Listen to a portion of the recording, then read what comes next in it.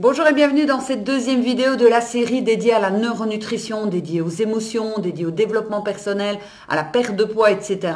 2025 est l'année où vous allez comprendre, cessez les régimes, s'il vous plaît, et que vous allez comprendre comment votre corps fonctionne, votre émotionnel fonctionne, et que vous aurez donc les clés en main pour pouvoir justement vous prendre en main et vous alléger sans régime. Si vous n'avez pas vu la première vidéo, je vous invite simplement à vous rendre sur YouTube, de regarder la vidéo numéro 1. Je l'ai intitulée, je regarde juste mes notes, pourquoi les régimes ne fonctionnent pas. Comme ça, vous aurez déjà la première. Ici, c'est la deuxième. Et nous allons donc parler de l'étape psychologique et donc de la prise de poids. Petit rappel avant de démarrer, c'est que j'organise un webinaire la semaine prochaine, en soirée, je crois que c'est mardi ou mercredi, je ne sais plus. Et inscrivez-vous parce que je vais pouvoir répondre à toutes vos questions. Donc vous pourrez me poser toutes vos questions et on va passer du temps ensemble pour justement parler de vos émotions, de la prise de poids, etc. Alors, pourquoi est-ce que je vous parle de votre état psychologique? Est-ce que vous avez déjà remarqué, hop, je m'approche un petit peu, est-ce que vous avez déjà remarqué que parfois, ou même peut-être que ça vous arrive à chaque fois, quand vous n'êtes pas bien, vous avez soit des crises de boulimie, soit du grignotage compulsif, ou en tous les cas, vous avez tendance à prendre du poids. Quand les personnes viennent en neuronutrition et me disent « je ne suis pas bien dans mon boulot » ou « je suis en train de divorcer et je veux perdre du poids », vous savez ce que je leur réponds? Non, on va faire les choses dans l'ordre. Je me souviens d'une cliente qui était en burn-out, mais burn-out sévère. Elle est venue chez moi parce que, dû aux antidépresseurs et au burn-out, elle avait pris plus de 10 kilos. Et elle me dit, je veux faire la neuronutrition. J'ai fait non. On va faire la neuronutrition, mais on ne va pas commencer par là. On va d'abord démarrer par rapport au burn-out, se libérer du poids, de l'injustice, la colère, la tristesse, l'image de soi, etc. Et ensuite, on va bifurquer sur la neuronutrition. Et vous savez quoi? On a fait de la neuronutrition sans même qu'elle s'en rende compte. Parce qu'en fait, tout naturellement, comme elle se sentait de mieux en mieux, elle a pu aller remarcher, elle a pu diminuer ses antidépresseurs, elle a pris conscience aussi qu'elle grignotait énormément. Et c'est ce que je lui avais dit. Si vous faites une crise, entre guillemets, allez-y. Moi, ça me permet, on prend des notes, et ça me permet de pouvoir faire, entre guillemets, les réglages nécessaires pour ne plus que ça arrive. Et à la fin des séances, eh bien, elle avait perdu du poids et elle ne faisait plus de grignotage compulsif, elle était bien dans sa peau et en plus, elle a pu retrouver un job où elle pouvait s'épanouir. Donc, ça travaille vraiment en fait sur tout. Donc, n'essayez pas de faire tous les chantiers en même temps. C'est comme si je voudrais remettre en couleur, c'est prévu, je dois demander à mon fils, il doit remettre en couleur, mais fin d'année, je n'ai pas envie de faire ça en été, parce qu'avec les mouches, je ne sais pas vous, mais moi les mouches, c'est tout blanc ici, c'est même pas la peine d'y penser. Bref. C'était la petite parenthèse du jour.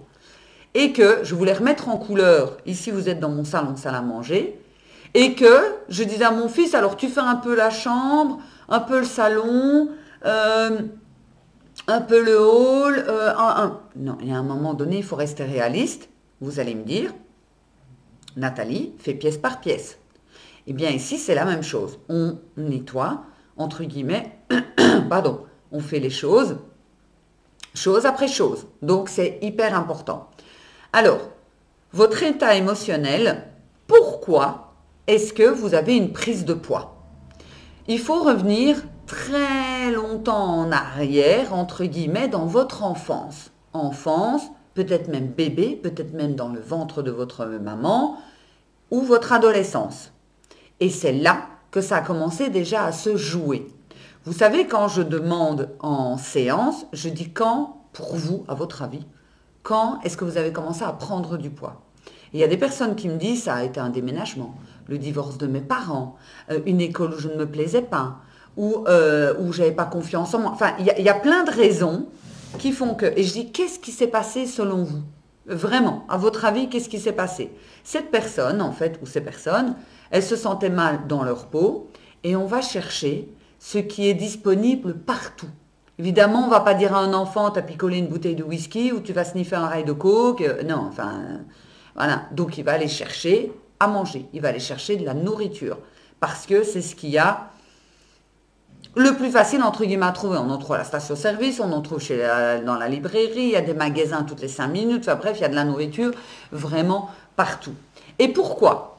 Parce que depuis l'enfance, malheureusement, on nous a conditionnés avec le fait que la nourriture nous permettait d'aller bien et de passer un bon moment. On invite des amis à manger, les fêtes de fin d'année, Saint-Nicolas ou Noël, ça dépend un petit peu où vous habitez, on reçoit des sucreries. On va chez mamie, il y a des sucreries, parce qu'elle nous montre son amour en donnant des sucreries. C'est le meilleur, enfin, personnellement pour moi, le meilleur moment du repas, c'est le dessert, etc. Enfin bref, tout est fait pour nous faire comprendre que la nourriture est le... On va imaginer, vous êtes dans une série Netflix, je pense à une série, mais j'ai complètement oublié le nom, ça va certainement me revenir, où il y a chaque fois un épisode différent. Et c'est un monde un peu dystopique comme ça. Imaginons que la nourriture n'ait pas eu cette place et qu'à la place, on nous ait enseigné depuis l'enfance que quand on était triste, seul, énervé, en colère, heureux aussi, on faisait une méditation.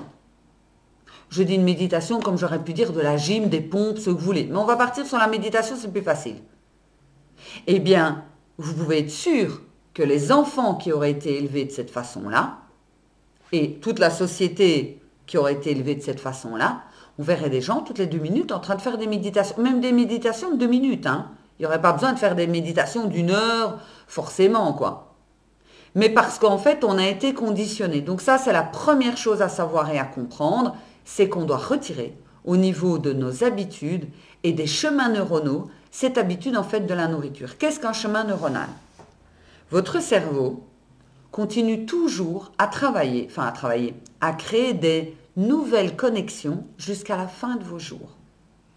Pourquoi est-ce qu'on voit des personnes âgées et qu'on va dire, oui, ils sont devenus des vieux CON, CONS parce qu'ils sont plusieurs, et en fait avec des idées, vous voyez, comme vraiment, voilà. Pourquoi? Eh bien, parce qu'en fait, ils n'ont pas créé de nouveaux chemins neuronaux. Ils vivent au même endroit, ils mangent les mêmes trucs, ils côtoient les mêmes personnes, ils regardent les mêmes choses à la télé, ils n'apprennent rien de nouveau, il n'y a pas de sortie de zone de... et il n'y a rien. Et donc, à un moment donné, les chemins neuronaux, ça se fait... Essayez de faire comprendre à une personne plus âgée qu'elle a tort, c'est un peu compliqué, parce que les chemins neuronaux sont comme ça. Cette personne n'a pas eu l'habitude de construire des nouveaux chemins neuronaux. Ok? Donc, nous ici, qu'est-ce qu'on fait en neuronutrition? C'est qu'on repère les chemins neuronaux. Évidemment, quand vous venez en séance, je ne vous dis pas, on va repérer un chemin neuronal. Moi, je le sais. Je vous pose des questions, mais je ne vous dis pas, ça, c'est un chemin neuronal. Je vais plutôt vous dire, c'est une habitude, c'est une croyance limitante. Voilà, vous avez toujours fait comme ça, mais c'est pas bon. Bref, je ne vais pas utiliser des jargons psychologiques pour vous, entre guillemets, pour que vous soyez... Qu'est-ce qu'elle raconte? Mais bon, pour que vous compreniez. Ça veut dire que des chemins neuronaux, ils ont été faits depuis l'enfance. J'ai déjà eu des clientes qui m'ont déjà dit que les parents obligeaient de finir l'assiette. Ma mère, c'était pareil. Il faut savoir que j'ai un appétit de moineau. Et quand j'étais petite, j'étais squelettique. Parce que je n'avais pas besoin de plus. Un enfant, il s'autogère. Il n'y a pas besoin. Et je me rappelle aussi que je m'endormais dans l'assiette, tellement qu'elle me laissait longtemps devant l'assiette. Il fallait absolument que je termine. Mais alors quand c'était une truite, ou quand c'était, qu'est-ce que c'était que je n'aime pas là? Ah, les épinards. Quelle horreur. Encore maintenant, je ne peux pas. Les épinards à la crème, je ne peux pas. Mais bon, bref. Et en fait, on nous a donc créé ce chemin neuronal de tu es obligé de finir ton assiette. Qui n'a pas entendu, mange ton assiette, les pauvres n'en ont pas. Et j'ai déjà eu des mamans en neuronutrition qui achevaient les assiettes de leurs enfants pour ne pas jeter. Alors du coup, je leur réponds, mais c'est vous la poubelle. Parce que vous mangez, que vous jetiez, que vous mettiez dans un Tupperware pour demain, c'est quoi la différence? Ça a été acheté, cuisiné. Donc, que vous jetiez ou pas, ça ne change rien. Ça ne va pas changer la face du monde, ça ne va pas nourrir les personnes en Éthiopie. Enfin, je suis désolée, hein, c'est peut-être méchant ce que je dis, mais c'est la réalité des choses. Et donc, ce chemin neuronal qui a été fait, ça devient une habitude. Vous savez, quand on déménage et qu'on arrive dans une nouvelle maison, on a du mal de trouver les interrupteurs. On cherche un peu où on a rangé nos trucs. Et puis après quelques temps, ça va tout seul. On connaît la maison par cœur parce qu'on a créé des nouveaux chemins neuronaux. Ok? Eh bien, au niveau de la nourriture, c'est la même chose.